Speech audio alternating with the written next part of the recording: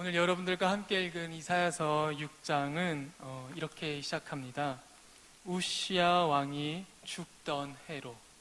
이렇게 이사야 6장은 때를 기록해 줍니다. 이 우시야 왕이 죽던 해. 남쪽 유다 왕 우시야는 그의 아들 요담과 함께 공동 통치를 하고 있었습니다. 우시야가 죽고 요담은 자신의 아들인 아하스를 부통치자로 임명하였고, 그 뒤로는 계속해서 아하스가 이어받아 유다를 다스리게 되었습니다. 그러니까 우시야 왕이 죽던 해, 곧 아하스가 통치자로 올라서기 시작했을 때, 바로 그때 이사야는 환상을 보게 됩니다.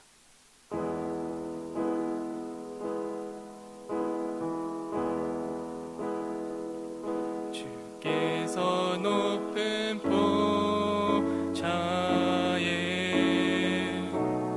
앉으셨는데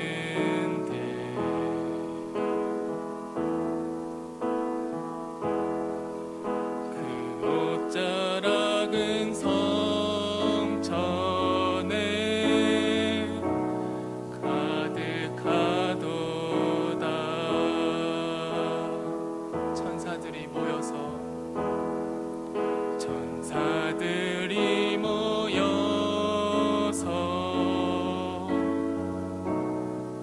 서로 장화하여 외치니 그 소리는 성전에 가득하도다.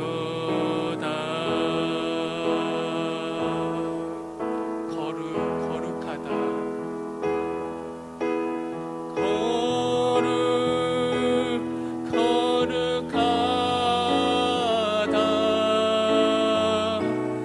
만군의 여호와, 그 영광이 온 땅에 충만하시도다.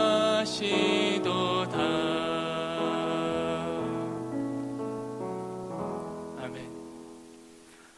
이같이 화답하는 자의 소리로 말미암아 문지방의 터가 요동하며 성전의 연기가 충만하였습니다.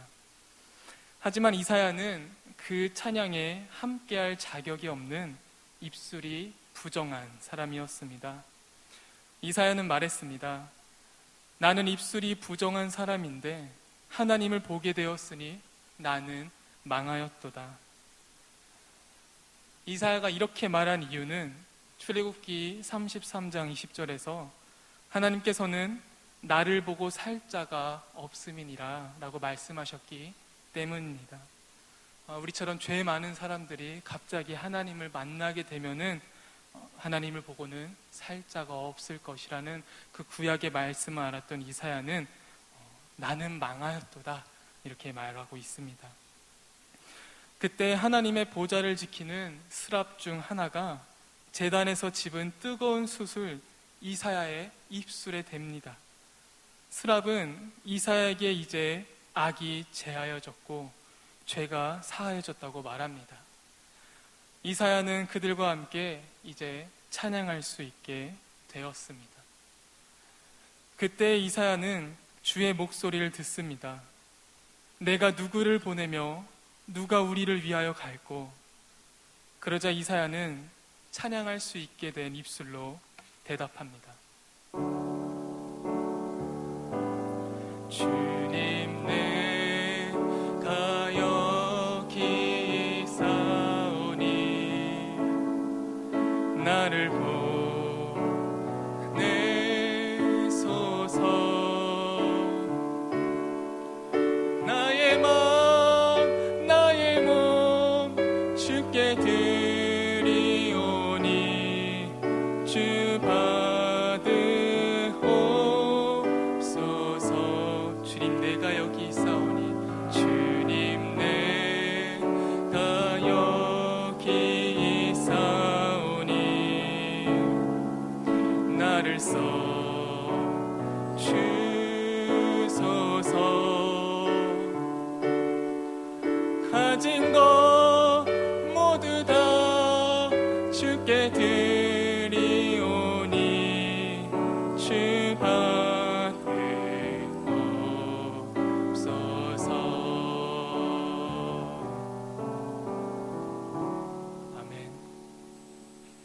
이사야의 이 고백은 강대국 아수르가 팔레스타인 지역을 침략하기 위해 남쪽으로 내려오고 있었을 때였습니다.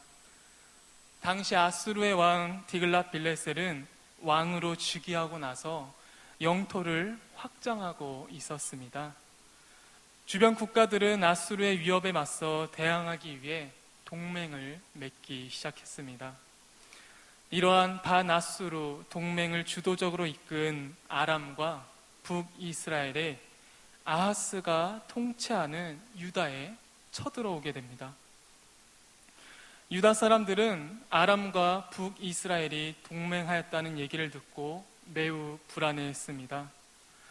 저 위에서는 강대국 아수르가 팔레스타인 지역 전체를 점령하기 위해 내려오고 있었고, 아수르에 대항하는 아람과 북이스라엘 동맹군은 유다 예루살렘을 포위하고 있었으니 누굴 의지해야 할지, 누구를 선택해야 할지 불안해할 수밖에 없는 상황이었습니다.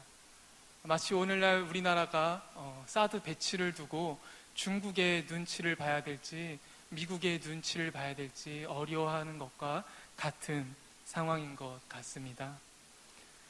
그때 이사야는 유다 왕 아하스에게 말했습니다.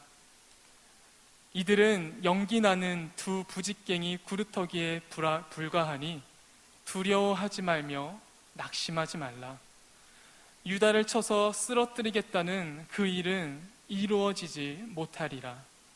그러므로 주께서 친히 징조를 너희에게 주실 것이라. 보라, 처녀가 잉태하여 아들을 낳을 것이요 그의 이름을 임마누엘 곧 하나님이 우리와 같이 계신다고 하리라. 아멘. 이사야는 유다 왕 아하스와 그 백성이 아람과 북이스라엘 동맹군을 믿어야 되나 아니면은 아수르에게 의지해야 되나 고민하고 있을 때 그 두 개가 다 너를 의지해 주지 못할 것이라고, 오직 하나님께서만 너가 의지할 수 있는 분이라고 말하였습니다.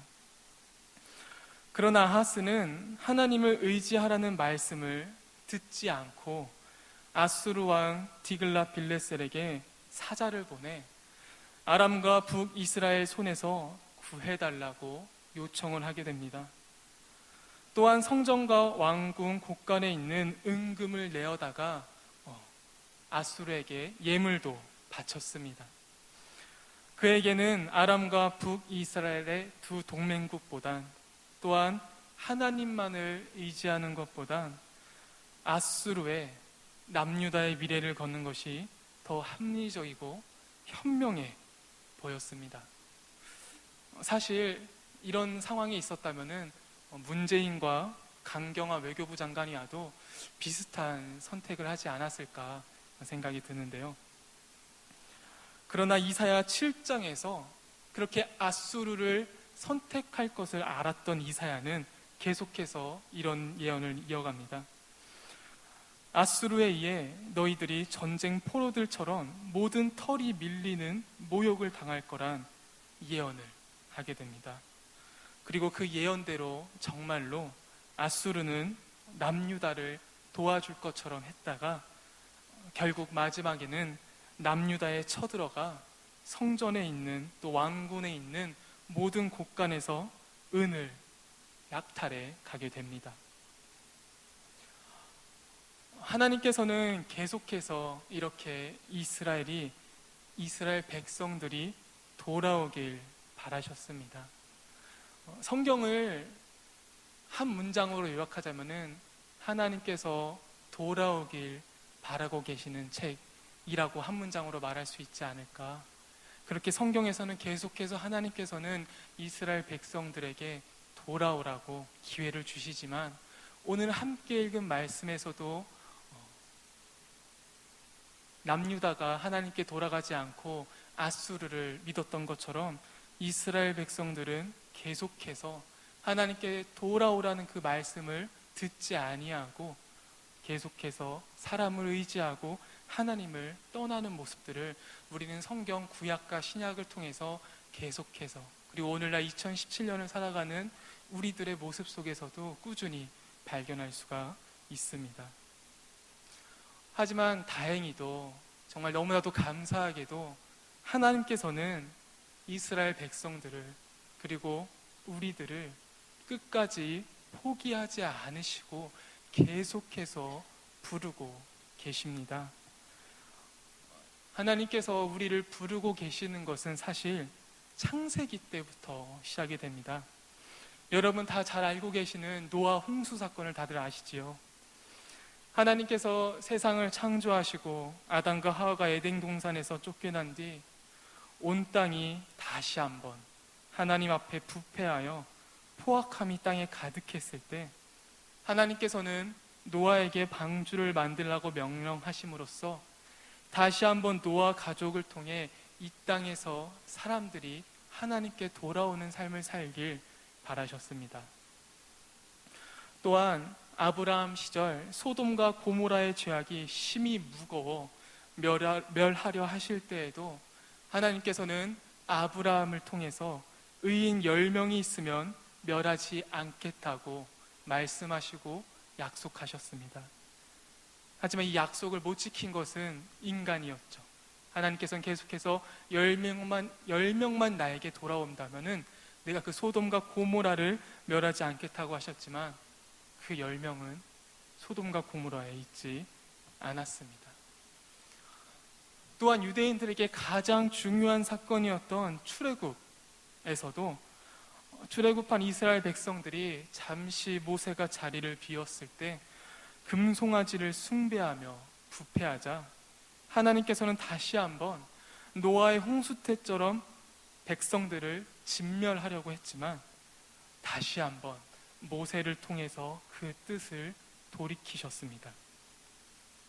또한 사무엘상에서 사무엘을 통해서는 제사장 엘리 집안이 계속해서 죄악 가운데 살고 있자 사무엘에게 음성을 들려주셔서 엘리 제사장 가문이 돌아오길 바라셨습니다. 아마 성경은 엘리 제사장을 본보기로 삼은 것 같고, 그 사무엘 시절 당시 많은 제사장들이 이렇게 엘리 제사장 집안처럼 제사장이지만 하나님께 돌아가지 않는 모습들을 보여주진 않았나.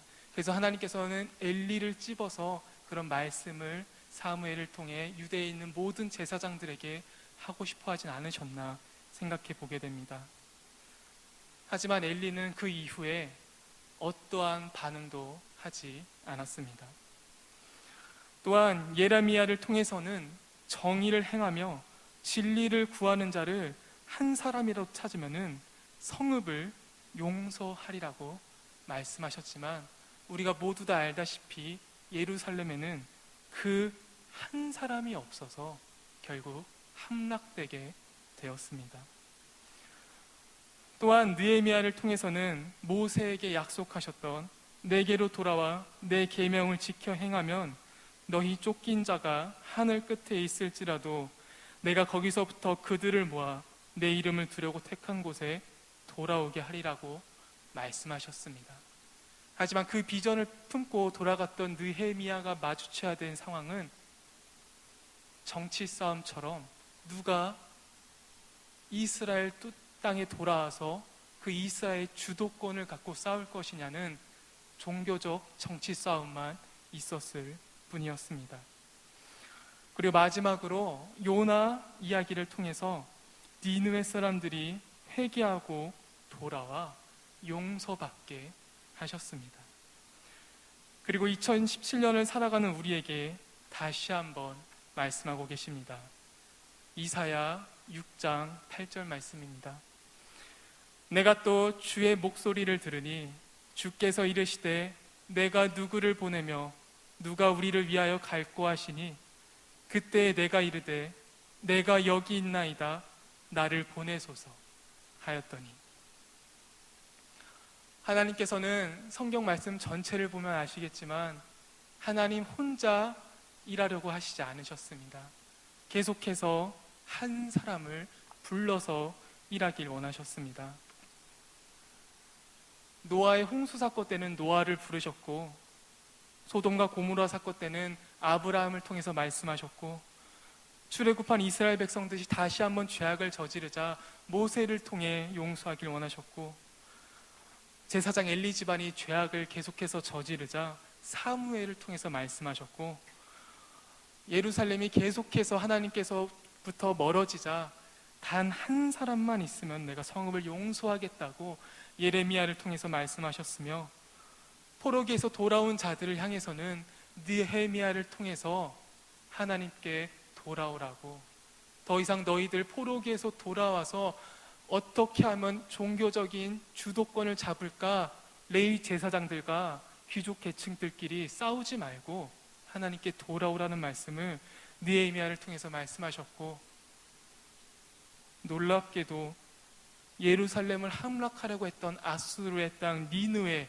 사람들에게도 하나님께서는 돌아오라는 말씀을 요나를 통해서 말씀하셨고, 그들이 정말 돌아왔을 때 그 니느웨 땅을 모두 용서해 주셨습니다. 하나님께서는 이렇게 오늘 말씀을 듣는, 매주 말씀을 듣는 여러분들에게 말씀하고 계십니다. 내가 누구를 보내며 누가 우리를 위하여 갈고 하시니. 이 말씀에, 이 음성에 귀 기울이셔서 내가 여기 있나이다, 나를 보내소서라고 응답할 수 있는 여러분들 되시길 기도하겠습니다. 특별히 이번 주 돌아오는 주일에는 이 나를 위하여 누가 갈고 했을 때 내가 여기 있나이다, 나를 보내소서라는 응답한 14명의 청장년들이 인도로 단기선교를 떠납니다. 어떻게 보면 준비 시간이 참 짧았고, 어떻게 보면 언어도 참 미숙하고 우리가 뭘 할 수 있겠냐만 라는 생각을 많이들 하실 수 있겠지만, 우리가 하는 것이 아닙니다. 우리는 그저 누가 우리를 위하여 갈고 했을 때 응답만 하면 되고, 응답한 우리를 하나님께서 사용하실 것입니다. 그래서 여러분들도 함께 기도로 그 그 음성에 응답하시는 여러분들 한 분 한 분 되시길 기도하겠습니다. 제가 기도함으로 오늘 말씀을 마치도록 하겠습니다.